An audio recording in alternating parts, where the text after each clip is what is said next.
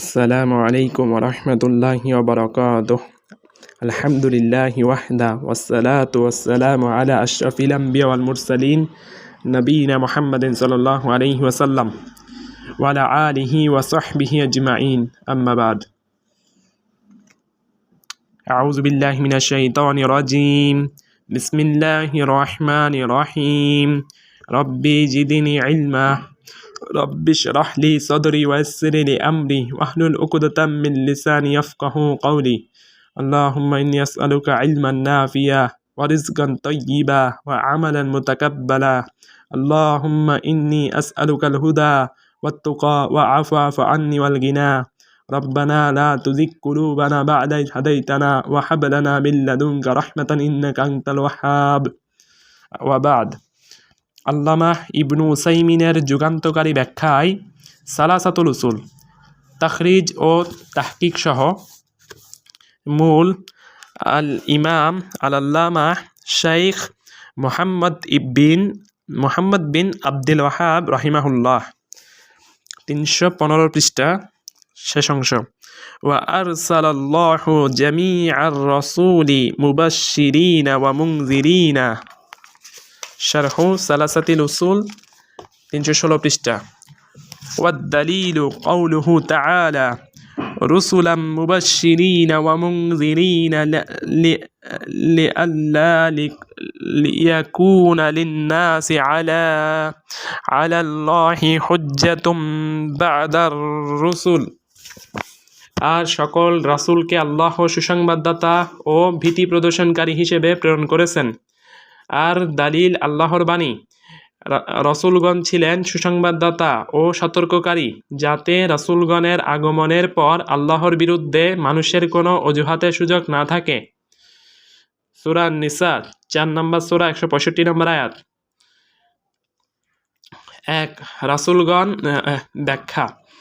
রাসূলগণ সুসংবাদদাতা ও ভীতি প্রদর্শনকারী। গ্রন্থকার রাহিমাহুল্লাহ সুবহানাহু ওয়া তাআলা বলেছেন যে সকল রাসূলকে আল্লাহ সুসংবাদদাতা ও ভীতি প্রদর্শনকারী হিসেবে পাঠিয়েছেন। মহান আল্লাহ ইরশাদ করেছেন, রুসুলান মুবাশশিরিনা ওয়া মুনযিরিন।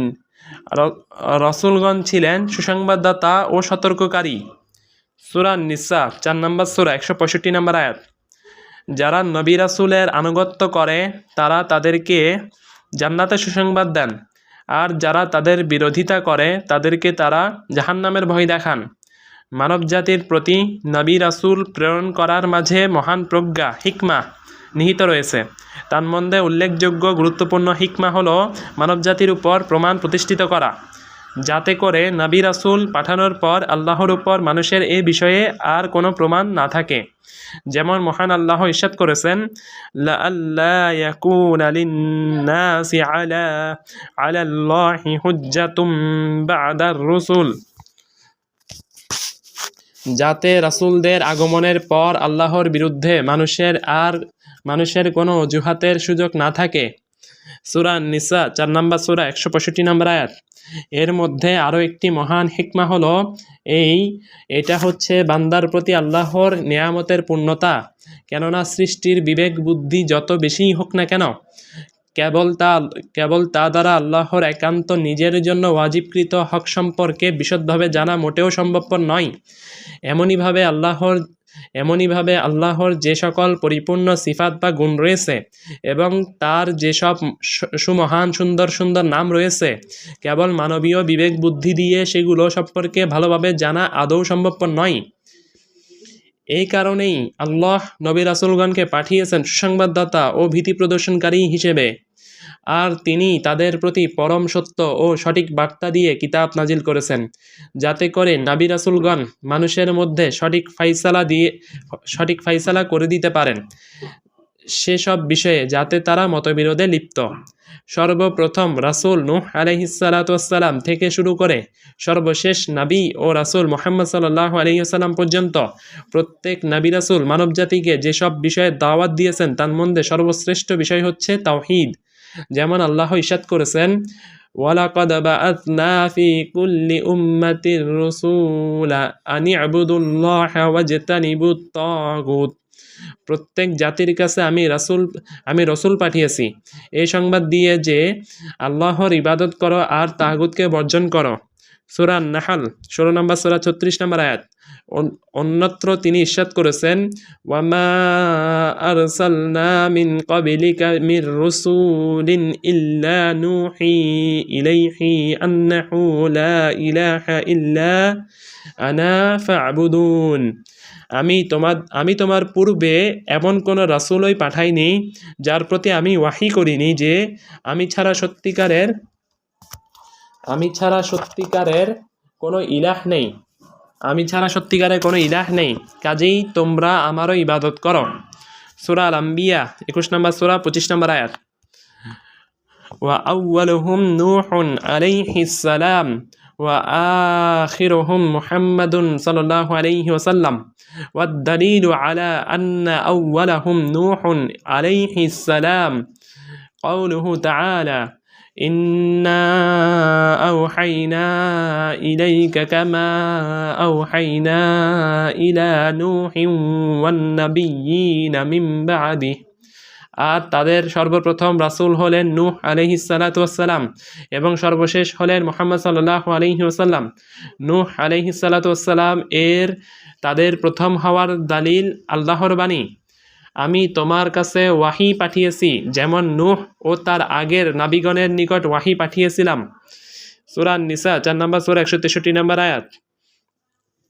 ব্যাখ্যা 1। প্রথম রাসূল শাইখুল ইসলাম মুহাম্মদ বিন আব্দুল ওয়াহাব রাহিমাহুল্লাহ সুবহানাহু ওয়া তাআলা বলেছেন যে মানবজাতির প্রতি আল্লাহর প্রেরিত সর্বপ্রথম রাসূল হলেন নূহ আলাইহিস সালাতু ওয়াসসালাম।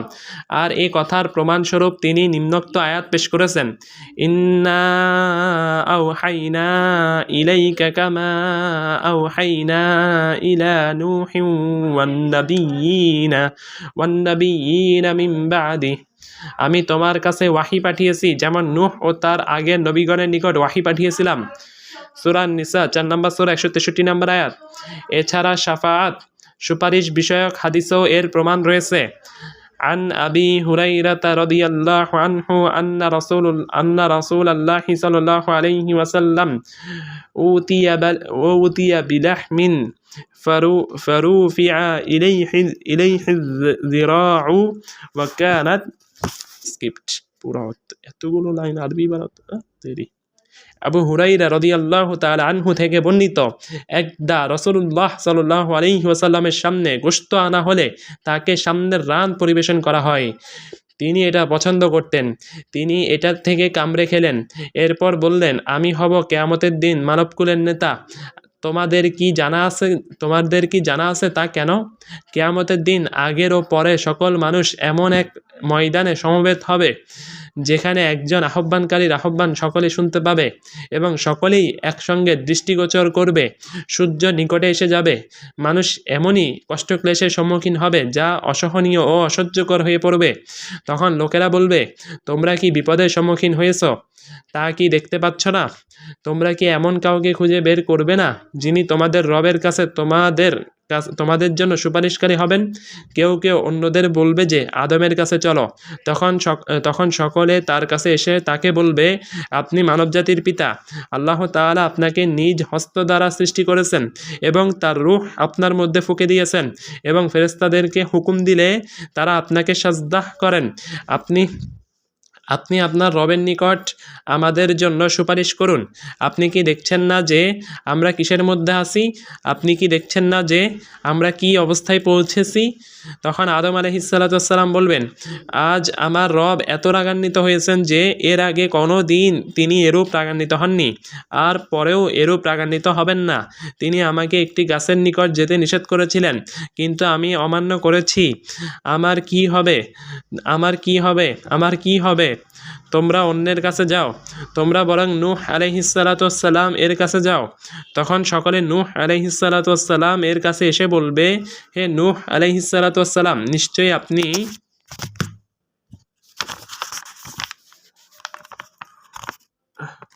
নিশ্চয়ই আপনি পৃথিবীর মানুষের প্রতি প্রেরিত প্রথম রাসূল, আর আল্লাহ তাআলা আপনাকে পরম কৃতজ্ঞ বান্দা হিসেবে আখ্যায়িত করেছেন। সুতরাং আপনি আপনার রবের কাছে আমাদের জন্য সুপারিশ করুন। বুখারী 4712, মুসলিম 194, তিরমিজি 2434। কাজেই নূহ আলাইহিসসালাম এর পূর্বে দুনিয়াতে কোনো রাসূলের আগমন ঘটেনি, আর এ থেকে আমরা সেসব ঐতিহাসিকের ভ্রান্তি সম্পর্কে জানতে পারি যারা দাবি করে ইদ্রিস আলাইহিসসালাম ছিলেন নূহ আলাইহিসসালাম এর আগের সময়কার। ইদ্রিস আলাইহিসসালাম সম্পর্কে যতদূর জানা যায় তিনি ছিলেন বনী ইসরাইলের একজন নবী, শেষ নবী ও রাসূল। নবীগণের পরিসমাপ্তি এবং সর্বশেষ নবী হলেন মুহাম্মদ সাল্লাল্লাহু আলাইহি ওয়াসাল্লাম। এর প্রমাণ আল্লাহর এই বাণী, মা কানা মুহাম্মাদুন আবা আহাদিম মির রিজালিকুম ওয়ালাকির রাসূলুল্লাহ ওয়ালাকির রাসূলুল্লাহি ওয়া খাতামান নাবিয়্যিন। মুহাম্মদ সাল্লাল্লাহু আলাইহি ওয়াসাল্লাম তোমাদের মধ্যেকার কোনো পুরুষের পিতা নয়, কিন্তু সে আল্লাহর রাসূল এবং শেষ নবী। বুখারী সূরা আল আহজাব 33 নম্বর সূরা 40 নম্বর আয়াত। কাজেই মুহাম্মদ সাল্লাল্লাহু আলাইহি ওয়াসাল্লাম এরপর আর কোনো নবী বা রাসূল নেই। আর কেউ যদি তারপরে নবুয়ত দাবি করে তাহলে সে হলো মিথ্যুক, কাফির এবং ইসলাম পরিত্যাগকারী মুরতাদ। وكل أمة بعث الله إليها رسولا من نوح إلى محمد يأمرهم بعبادة الله وحده وينهاهم عن عبادة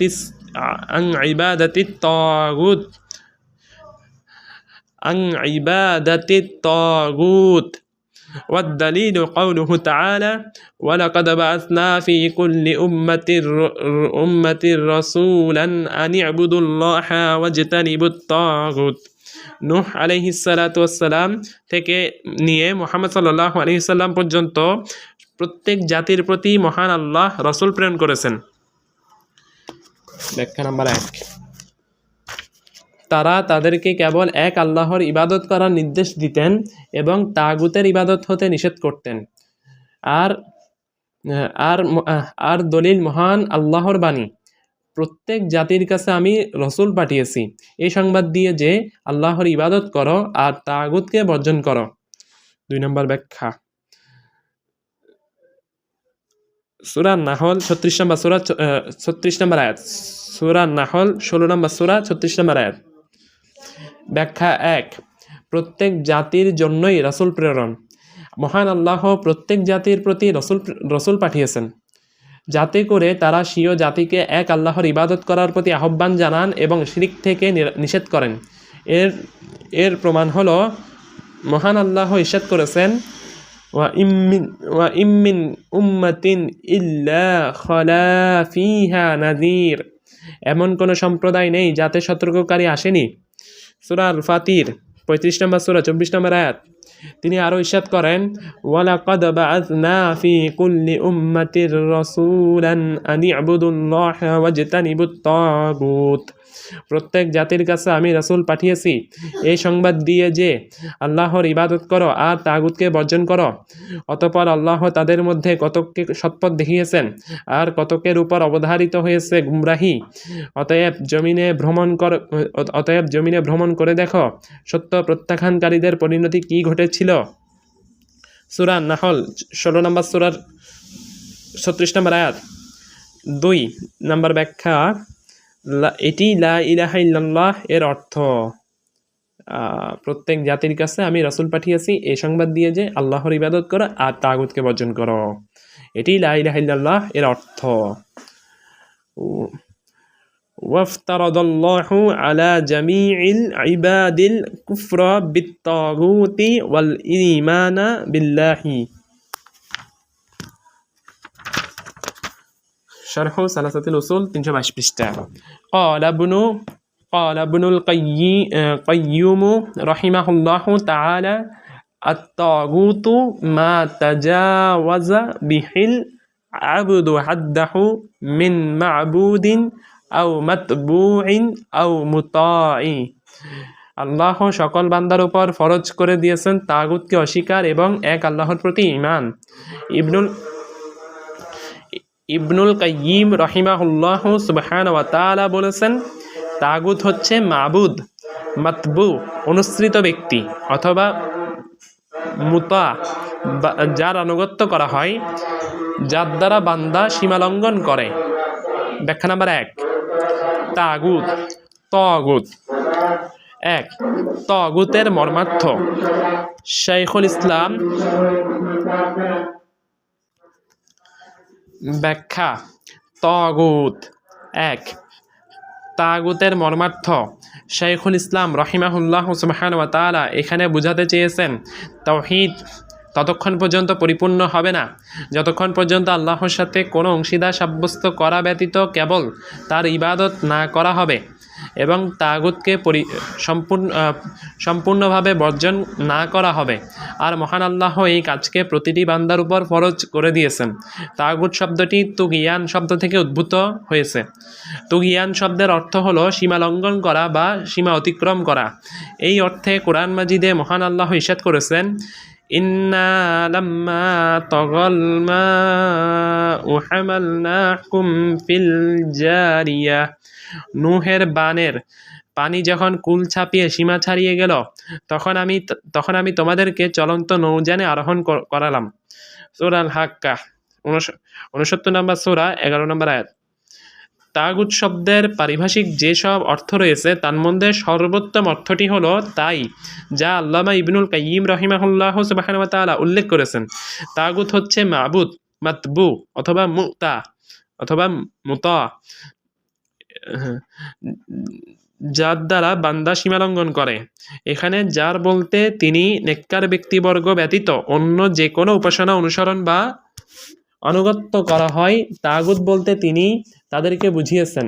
পক্ষান্তরে নেককার কোনো ব্যক্তির যদি উপাসনা, অনুকরণ ও আনুগত্য করা হয়েও থাকে, তবুও তারা তাগুতের পর্যায়ভুক্ত হবেন না, বরং প্রতিমা, প্রতিমূর্তি ইত্যাদি যা কিছু উপাসনা করা হয় এসবই হচ্ছে তাগুত।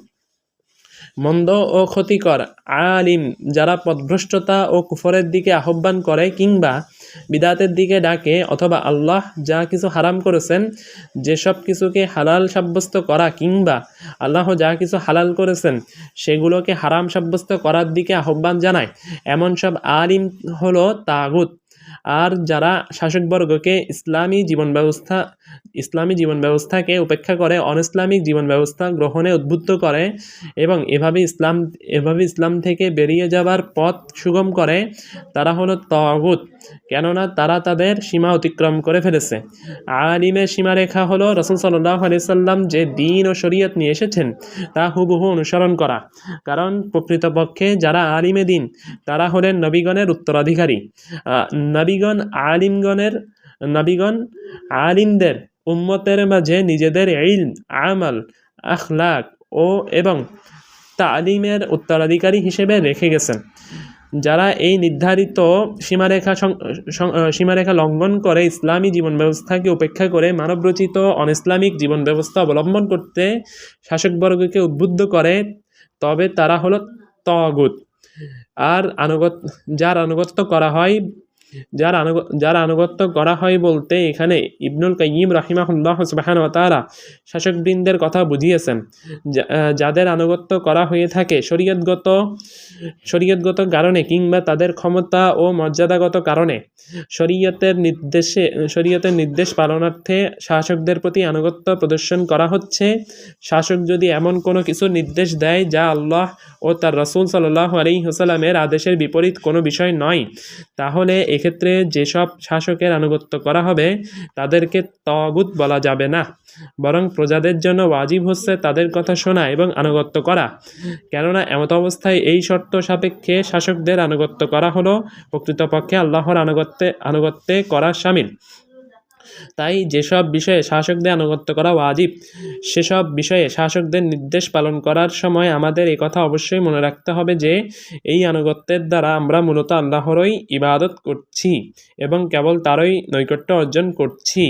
অর্থাৎ এই আদেশ অনুযায়ী কাজ করা আল্লাহর নৈকট্য অর্জন করা শামিল।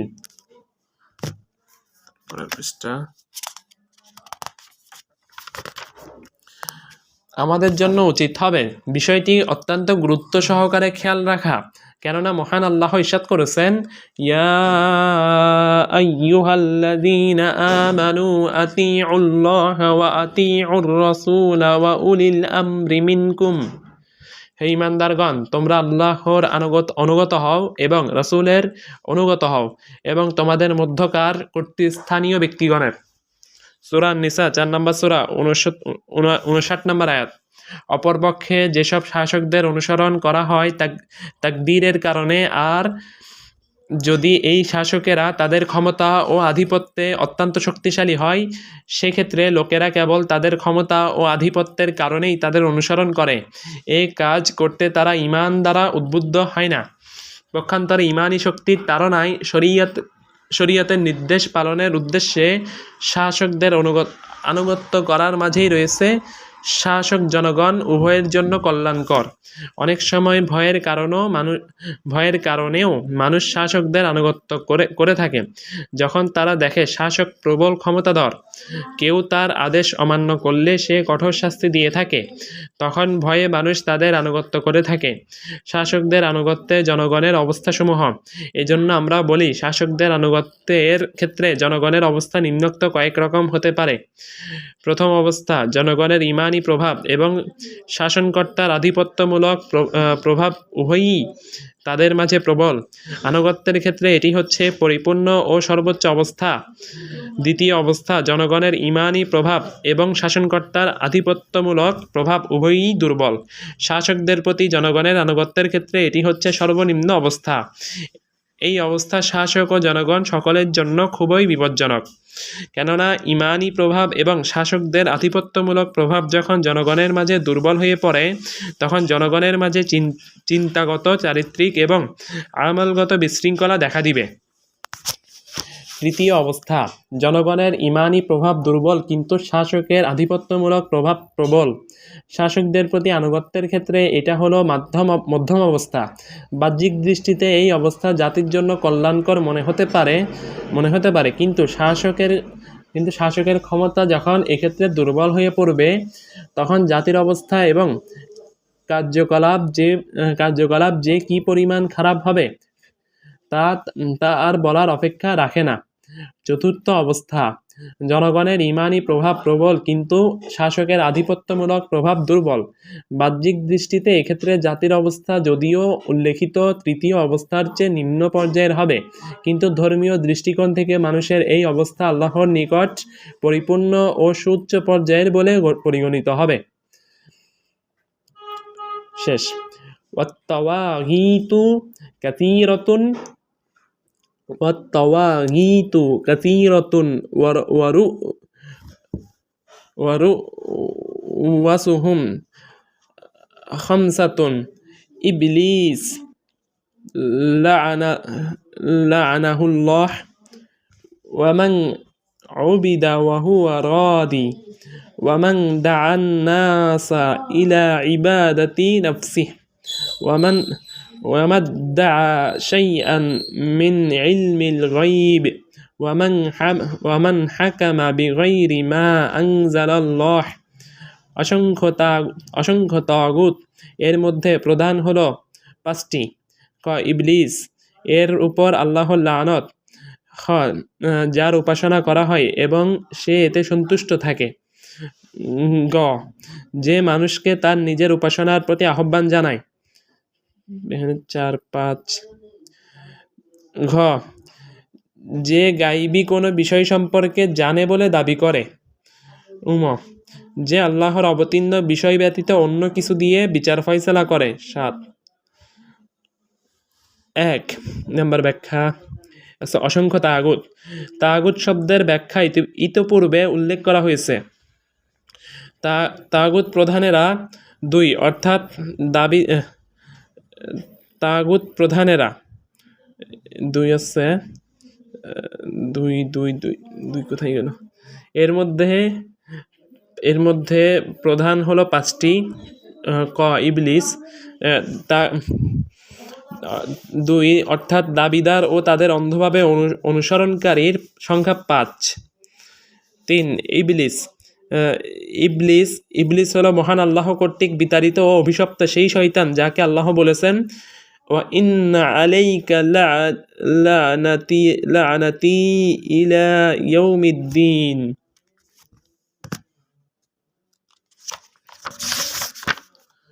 বিচার দিবস পর্যন্ত তোমার উপর থাকলো আমার অভিশাপ। সূরা সদ 38 নম্বর সূরা 78 নম্বর আয়াত। এক সময় ইবলিস ফেরেশতাদের সঙ্গী ছিল।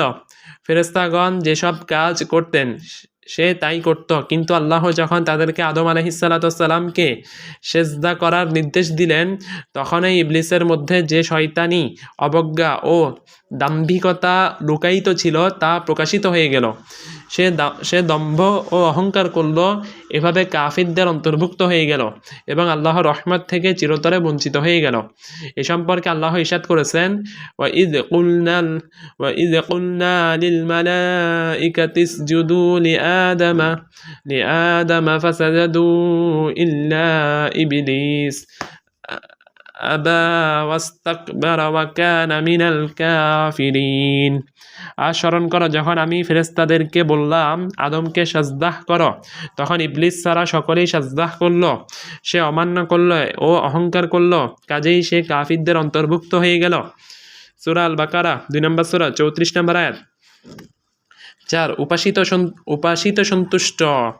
আল্লাহ ব্যতীত অন্য কারো ইবাদত করা হয় এবং সে যদি তাতে সন্তুষ্ট থাকে তাহলে এ ধরনের ব্যক্তি প্রধান তাগুতের অন্তর্ভুক্ত হবে। এ থেকে আমরা আল্লাহর আশ্রয় চাই, তার জীবদ্দশায় হোক কিংবা মৃত্যুর পর হোক, যদি কেউ তার নিজের উপাস্য হওয়া নিয়ে সন্তুষ্ট থাকে।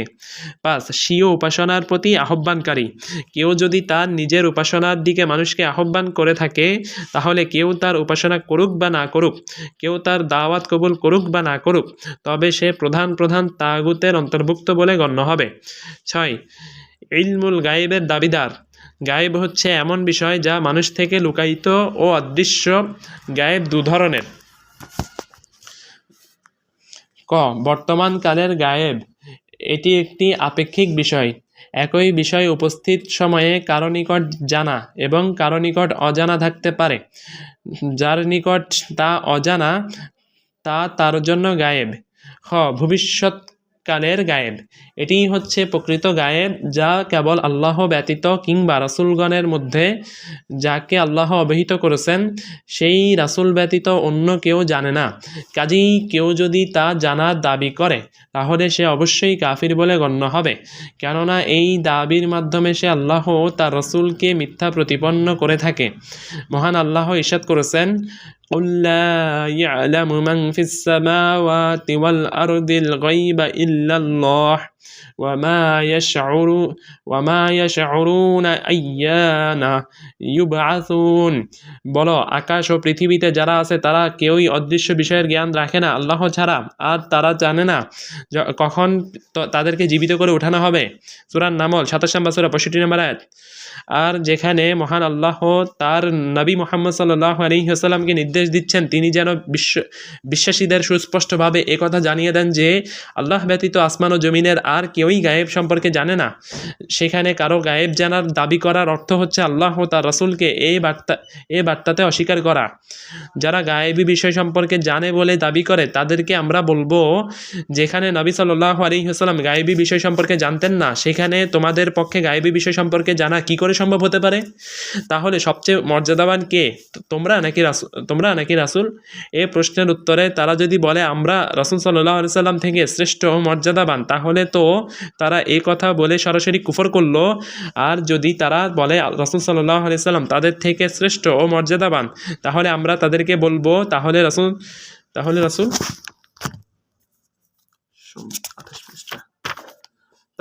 সাল্লাল্লাহু আলাইহি ওয়াসাল্লাম থেকে গায়েবী বিষয় কেন লুকায়িত রাখা হলো, অথচ তোমরা গায়েবী বিষয় সম্পর্কে জানো? যেখানে আল্লাহ নিজেই ইরশাদ করেছেন আলিমুল গায়বি আলিমুল গায়বি ফালা ইউযহিরু আলা গায়বিহি আহাদা ইল্লা মান ইরতাদা মির রাসূলিন ফা ইন্নাহু ইয়াসলুকু মিন বাইনি ইয়াদাইহি ওয়া মিন খালফিহি রাসাদা। একমাত্র তিনি অদৃশ্যের জ্ঞানী, তিনি তার অদৃশ্যের জ্ঞান কারো কাছে প্রকাশ করেন না তার মনোনীত রসুল ব্যতীত, কেননা তিনি তখন তার রসুলের আগে পিছে পাহারাদার নিযুক্ত করেন। সূরা জিন 72 নম্বর সূরা 26 থেকে 27 নম্বর আয়াত। এই আয়াত থেকে প্রমাণিত হয় যে ব্যক্তি গায়েবের জ্ঞান রাখে বলে দাবি করে সে কাফির। মহান আল্লাহ তার নবী সাল্লাল্লাহু আলাইহি সাল্লামকে নির্দেশ দিয়েছেন তিনি যাতে জগৎবাসীকে তার এই কথাটি ঘোষণা করে দেন যে قُل لا أقول لكم عندي خزائن الله ولا أعلم الغيب ولا أقول لكم إني ملك ইন আত্তাবিউ ইল্লা মা ইউহা ইলাইয়া। বলো, আমি তোমাদেরকে বলি না যে আমার কাছে আল্লাহর ধনভাণ্ডার আছে আর আমি অদৃশ্যের খবর জানি না, আর আমি তোমাদেরকে এ কথাও বলি না যে আমি ফেরেশতা, আমার প্রতি যা অবতীর্ণ করা হয় তা ছাড়া অন্য কিছুর আমি অনুসরণ করি না। সূরা আল আনআম 6 নম্বর সূরা 50 নম্বর আয়াত। 7 আল্লাহর অবতীর্ণ বিধান ভিন্ন আইন দ্বারা বিচার ফয়সালাকারী। আল্লাহর নাজিলকৃত বিধান দিয়ে বিচার ফয়সালা করা হলো তাওহীদে রুবুবিয়্যাহ বা প্রতিপালকত্বে আল্লাহর একত্ব অক্ষুণ্ণ রাখার অন্তর্ভুক্ত বিষয়। কেননা আল্লাহর হুকুম বাস্তবায়ন করা হলো তার রুবুবিয়্যাহ প্রতিপালকত্ব এবং তার পরিপূর্ণ রাজত্ব ও ক্ষমতার দাবি। এজন্য আল্লাহর নাজিলকৃত বিধান বহির্ভূত যাদেরকে অনুসরণ করা হয় আল্লাহ তাদেরকে তাদের অনুসারীদের রব হিসেবে আখ্যায়িত করেছেন।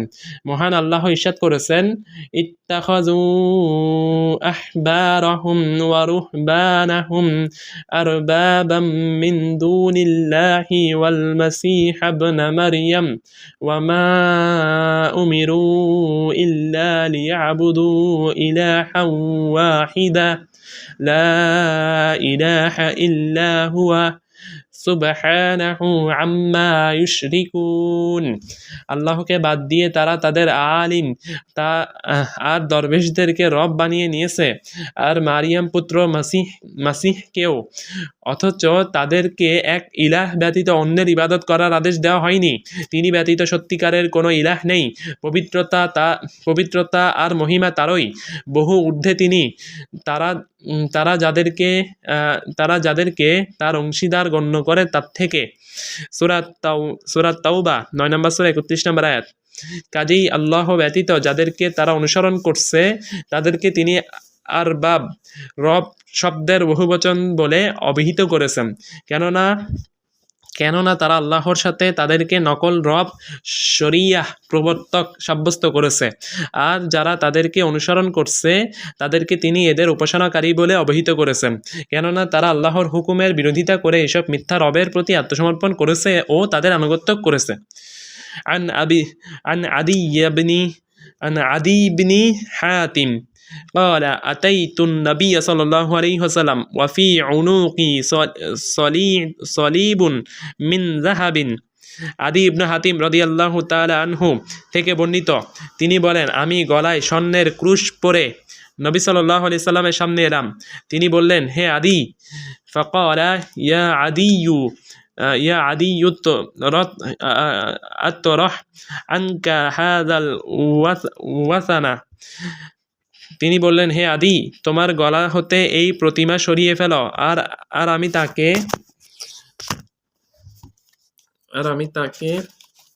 30 পৃষ্ঠা আর আমি তাকে সূরা বারাতের নিম্নোক্ত আয়াত পাঠ করে শোনালাম।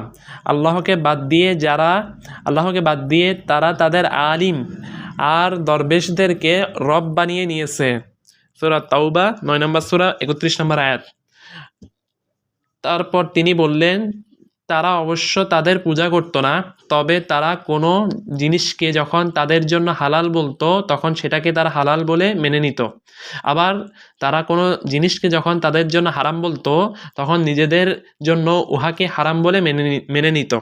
তিরমিজি 3095। মুহাদ্দিস আলবানী হাদিসটিকে সহি বলেছেন। জুবাইর আলী জাই দাইফ বলেছেন। হাদিসটির বিস্তারিত তাহকিক 6 দ্রষ্টব্য।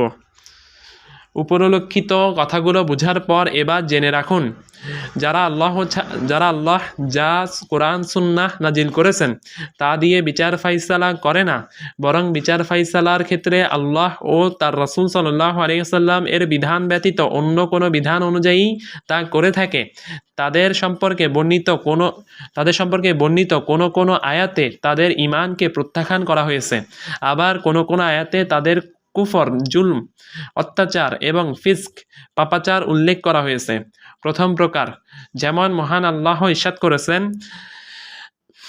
আলাম তারা ইলাল্লাযীনা ইয়াজউমুনা আন্নাহুম আমানু বিমা উনজিলা ইলাইকা ওয়া মা উনজিলা মিন ক্বাবলিকা ইউরিদুনা আন ইয়াতাহাকামু ইলাত তাগুতি ওয়া ক্বাদ উমিরু আন ইয়াকফুরু বিহি ويريد الشيطان أن يضلهم ضلالا بعيدا وإذا قيل لهم تعالوا إلى ما أنزل الله إلى الرسول رأيت المنافقين يصدون عنك صدودا فكيف إذا أصابتهم مصيبة بما قدمت أيديهم ثم جاءوك يحلفون بالله إن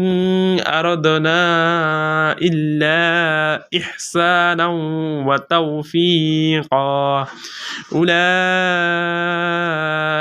الذين يعلم الله ما في قلوبهم فأعرض عنهم وعظهم وقل لهم في أنفسهم قولا بليغا وما أرسلنا من رسول إلا ليطاع بإذن الله ولو أنهم إذ ظلموا أنفسهم جاءوك فاستغفروا الله واستغفر لهم الرسول لوجدوا الله توابا رحيما فلا وربك لا يؤمنون حتى يحكموك فيما شجر بينهم ثم لا يجدوا في أنفسهم حرجا مما قضيت ويسلموا تسليما। তুমি কি সেই লোকেদের প্রতি লক্ষ্য করনি যারা তোমাদের প্রতি অবতীর্ণ কিতাবের এবং তোমার আগে অবতীর্ণ কিতাবের উপর ঈমান এনেছে বলে দাবি করে, কিন্তু তাগুতের কাছে বিচার প্রার্থী হতে চায়, অথচ তাকে প্রত্যাখ্যান করার জন্য তাদেরকে নির্দেশ দেওয়া হয়েছে। শয়তান তাদেরকে পথভ্রষ্ট করে বহু দূরে নিয়ে যেতে চায়। যখন তাদেরকে বলা হয় তোমরা আল্লাহর অবতীর্ণ কিতাবের এবং রাসূলের দিকে এসো, তখন তুমি ওই মুনাফিকদেরকে দেখবে তারা তোমা হতে ঘৃণা ভরে মুখ ফিরিয়ে নিচ্ছে। যখন তাদের কৃতকার্যের জন্য তাদের উপর বিপদ আপতিত হবে, তখন কি অবস্থা হবে? তখন তারা আল্লাহর নামে শপথ করতে করতে তোমার কাছে এসে বলবে, আমরা সম্ভাব ও সম্প্রীতি ছাড়া অন্য কিছু চাইনি। তারা সেই লোক যাদের অন্তরস্থিত বিষয়ে আল্লাহ পরিজ্ঞাত, কাজেই তুমি তাদেরকে উপেক্ষা করো, তাদেরকে সদুপদেশ দান করো। তাদেরকে এমন কথা বলো যা তাদের অন্তর স্পর্শ করে। আমি রসুল এই উদ্দেশ্যেই প্রেরণ করেছি যেন আল্লাহর নির্দেশ তার আনুগত্য করা হয়। যখন তারা নিজেদের উপর জুলুম করেছিল তখন যদি তোমার নিকট চলে আসতো আর আল্লাহর কাছে ক্ষমা প্রার্থী হতো এবং রসুলও তাদের পক্ষে ক্ষমা চাইতো, তাহলে তারা আল্লাহকে নিরতিশয় তাওবাহ কবুলকারী ও পরম দয়ালু রূপে পেত।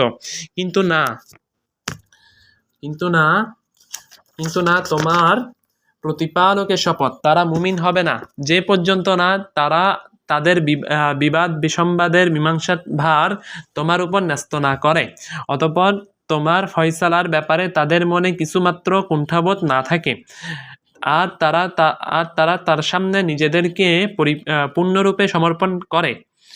সূরা নিসা 4 নম্বর সূরা 60 থেকে 65 নম্বর আয়াত। বিচার ফাইসালার ক্ষেত্রে মুনাফিকদের বৈশিষ্ট্যাবলী। কাজেই মহান আল্লাহ উল্লিখিত আয়াতসমূহে ইমানদার দাবিদার ওইসব মুনাফিকদের কয়েকটি বৈশিষ্ট্য বর্ণনা করেছেন। ক, তারা তাগুতি বিচার ফাইসালা গ্রহণ করতে চায়, আর তা হলো প্রত্যেক এমন হুকুম যা আল্লাহ ও রাসূল সাল্লাল্লাহু আলাইহি সাল্লামের হুকুম বিরোধী।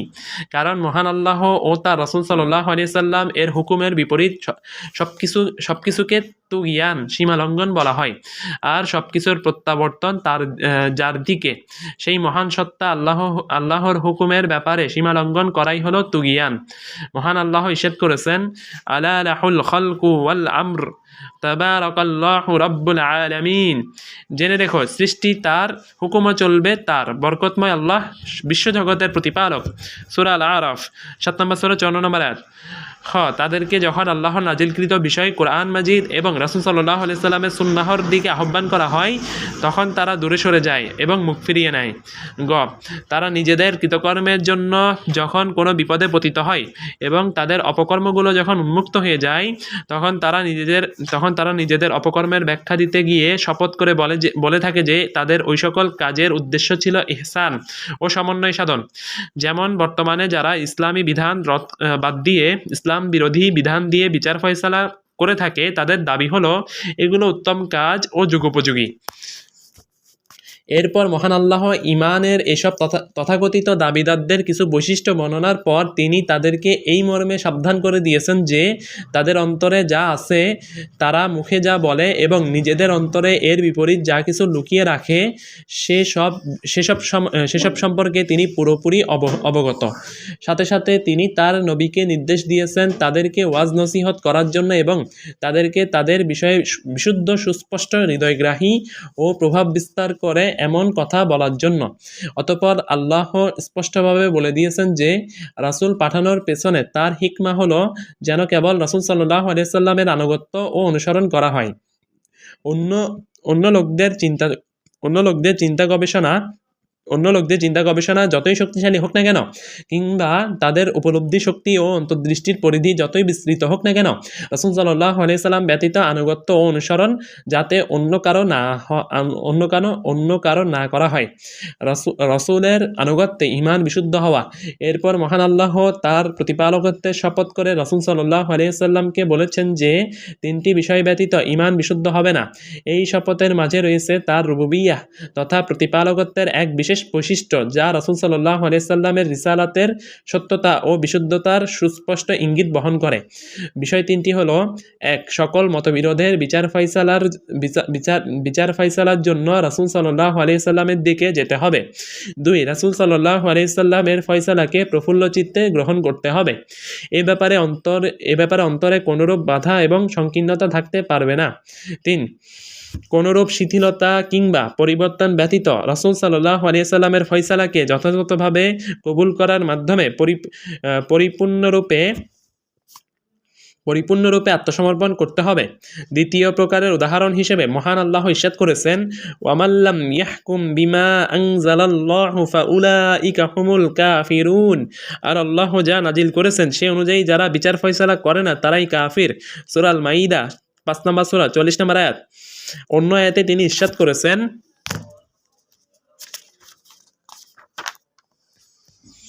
ওয়ামান লাম ইয়াহকুম বিমা আনজালাল্লাহু ফাউলাইকা হুমুজ জালিমুন। আর আল্লাহ যা নাজিল করেছেন সে অনুযায়ী যারা বিচার ফয়সালা করে না তারাই জালিম। সূরা আল মাইদা 5 নম্বর সূরা 45 নম্বর আয়াত। তিনি আরো ইরশাদ করেছেন, ওয়ামান লাম ইয়াহকুম বিমা আনজালাল্লাহু ফাউলাইকা হুমুল ফাসিকুন। আর আল্লাহ যা নাজিল করেছেন তদনুযায়ী যারা বিচার ফয়সালা করে না তারাই ফাসিক। সূরা আল মাইদা ৫ নম্বর সূরা ৪৭ নম্বর আয়াত। আল্লাহর বিধান বিরোধী বিচারক কি একই সাথে কাফির, জালিম ও ফাসিক? এখন প্রশ্ন হলো, এই তিনটি বৈশিষ্ট্য কি একই ব্যক্তির ব্যাপারে বলা হয়েছে? অর্থাৎ প্রত্যেক যে ব্যক্তি মহান আল্লাহর নাজিলকৃত বিধান অনুযায়ী বিচার ফয়সালা করে না, সে কি একই সাথে কাফির, জালিম এবং ফাসিক? কেননা কোরআন মাজিদে আল্লাহ কাফিরদেরকে জালিম এবং ফাসিক বলে আখ্যায়িত করেছেন। যেমন তিনি ইরশাদ করেছেন, ওয়াল কাফিরুনা হুমুজ জালিমুন, আর বস্তুত কাফিররাই হলো অত্যাচারী। সূরা আল বাকারা ২ নম্বর সূরা ২৫৪ নম্বর আয়াত। অন্য আয়াতে তিনি বলেন, ইন্নাহুম কাফারু বিল্লাহি ওয়া রাসূলি ওয়া মিনতু ওয়া হুম ফাসিকুন, আর আল্লাহ ও তার রাসূলের সঙ্গে কুফরি করেছে আর বিদ্রোহী পাপাচারী অবস্থায় তাদের মৃত্যু হয়েছে। সূরা তাওবা ৯ নম্বর সূরা ৮৪ নম্বর আয়াত। কাজেই প্রত্যেক কাফির হলো জালিম এবং ফাসিক।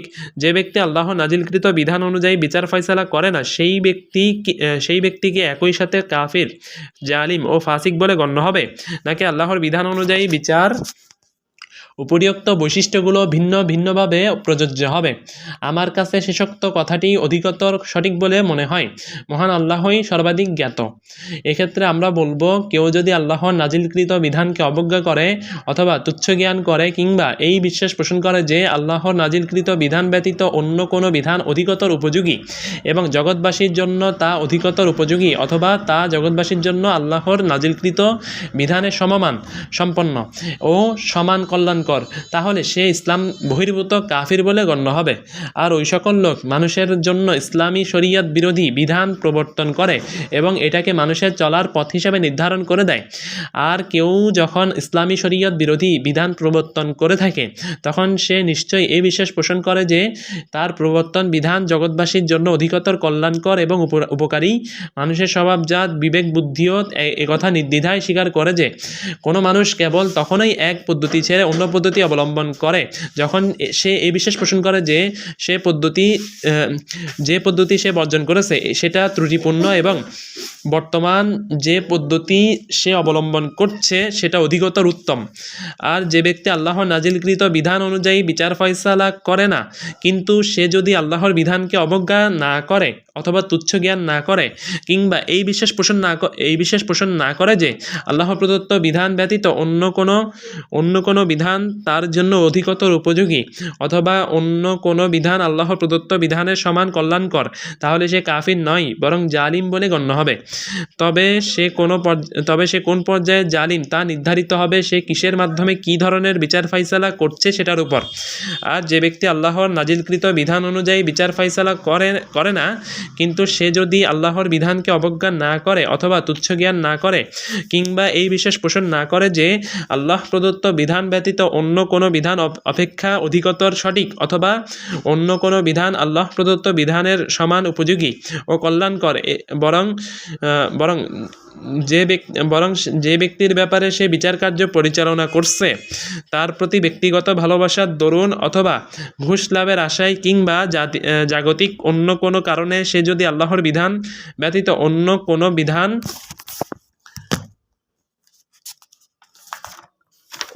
বিধান দিয়ে বিচার ফয়সালা করে থাকে, তাহলে সে কাফির নয়, বরং ফাসিক বলে গণ্য হবে। তবে সে কোন পর্যায়ের ফাসিক তা নির্ধারিত হবে সে কিসের মাধ্যমে কী ধরনের বিচার ফয়সালা করছে সেটার উপর। আল্লাহ ব্যতীত অন্যকে রব হিসেবে গ্রহণকারীদের প্রকারভেদ। শাইখুল ইসলাম ইবনু তাইমিয়া রাহিমাহুল্লাহ সুবহানাহু ওয়া তাআলা বলেছেন, যারা আল্লাহকে বাদ দিয়ে তাদের পণ্ডিতবর্গ ও ধর্মযাজকদেরকে রব হিসেবে গ্রহণ করেছে তারা দুই প্রকার।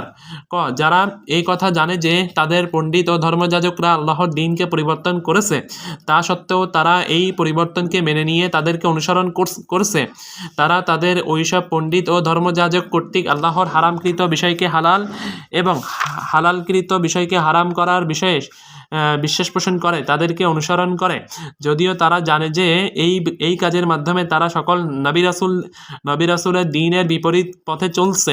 এ ধরনের কাজ ও বিশ্বাস হলো কুফর। মহান আল্লাহ এবং তার রাসূল সাল্লাল্লাহু আলাইহি ওয়াসাল্লাম এ ধরনের কাজকে শিরক বলে আখ্যায়িত করেছেন। যারা আল্লাহর হারামকৃত বস্তুকে হালাল এবং হালাল আল্লাহর হারামকৃত বস্তুকে হালাল এবং হালালকৃত বস্তুকে হারাম বলে বিশেষ করে, এভাবেই তার সাল্লাল্লাহু আলাইহি সাল্লাম থেকে বর্ণিত হয়েছে। এই বিষয়টি তাদের ব্যাপারে নিশ্চিত, কিন্তু তারা পণ্ডিত ধর্মযাজকদের অনুসরণ করেছে শুধু আল্লাহর নির্দেশ অমান্য করতে গিয়ে। যেমন মুসলিমদের অনেক পাপ কাজ করে থাকে, কিন্তু তারা বিশ্বাস করে যে তারা যা করেছে তা গুনাহের কাজ। এরূপ পাপী ব্যক্তিদের জন্য শরীয়তের যে বিধান প্রযোজ্য তারা কাফির হবে না, তাদের ক্ষেত্রে একই হুকুম প্রযোজ্য হবে। এখানে লক্ষণীয় একটি বিষয় হলো, আল্লাহর বিধান বাদ দিয়ে সাধারণভাবে কোনো বিধান প্রবর্তন করা আর বিশেষ ক্ষেত্রে একটি নির্দিষ্ট বিষয়ে কোনো বিচারক কর্তৃক আল্লাহ নাজিলকৃত বিধান ব্যতীত অন্য বিধান দিয়ে বিচার ফয়সালা করা, এই দুটি বিষয়ের মাঝে যথেষ্ট পার্থক্য রয়েছে। কেননা আল্লাহর বিধানকে বাদ দিয়ে সাধারণভাবে ইসলাম বিরোধী কোনো বিধান প্রবর্তন করা সুস্পষ্ট কুফর ও শিরক। পূর্বের মতো যার আর কোনো প্রকারভেদ নেই, কারণ যে ব্যক্তি ইসলাম বিরোধী কোনো বিধান প্রবর্তন করে নিশ্চয়ই সে এই বিশ্বাস পোষণ করে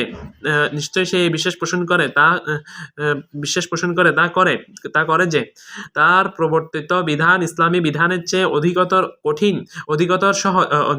অধিকতর সঠিক এবং মানুষের জন্য তা অধিক উপকারী ও কল্যাণকর। অধিকতর সঠিক হবে, ভুল উচ্চারণ করছি। 337 পৃষ্ঠা। এই মাসআলা অর্থাৎ আল্লাহ নাজিলকৃত বিধান বাদ দিয়ে অন্য কোনো বিধান দিয়ে বিচার ফয়সালা করার বিষয়টি খুব বড় একটি বিষয়, যা বর্তমান যুগে শাসকবর্গের জন্য একটি পরীক্ষা। কোনো মানুষের জন্য তাই উচিত হবে না। এ বিষয়ে প্রকৃত ঘটনা ও সত্য প্রকাশিত না হওয়া পর্যন্ত শাসকবর্গের বিরুদ্ধে তাড়াহুড়ো করে ভুল কোনো সিদ্ধান্ত দিয়ে দেওয়া আর যার যোগ্য তারা নয়, কারণ এটি অত্যন্ত মারাত্মক একটি বিষয়। আমরা মহান আল্লাহর কাছে দোয়া করছি, তিনি যেন মুসলিমদের জন্য তাদের শাসনকর্তা এবং তাদের নিকটস্থ ব্যক্তিবর্গ ও উপদেষ্টা মণ্ডলীকে সংশোধন করে দেন। আল্লাহ যাকে সত্যিকারের জ্ঞান দান করেছেন তার জন্য করণীয় হলো এসব শাসকবর্গের সামনে সত্যকে সুস্পষ্টভাবে তুলে ধরা, যাতে করে তাদের উপর প্রমাণ প্রতিষ্ঠিত হয় এবং সত্য তাদের নিকট পরিষ্কার হয়ে যায়। যে ব্যক্তি ধ্বংস হতে চায় সে যাতে দলিল প্রমাণ নিয়েই ধ্বংস হয়, আর যে ব্যক্তি বেঁচে থাকতে চায় সে যেন দলিল প্রমাণ নিয়েই বেঁচে থাকে।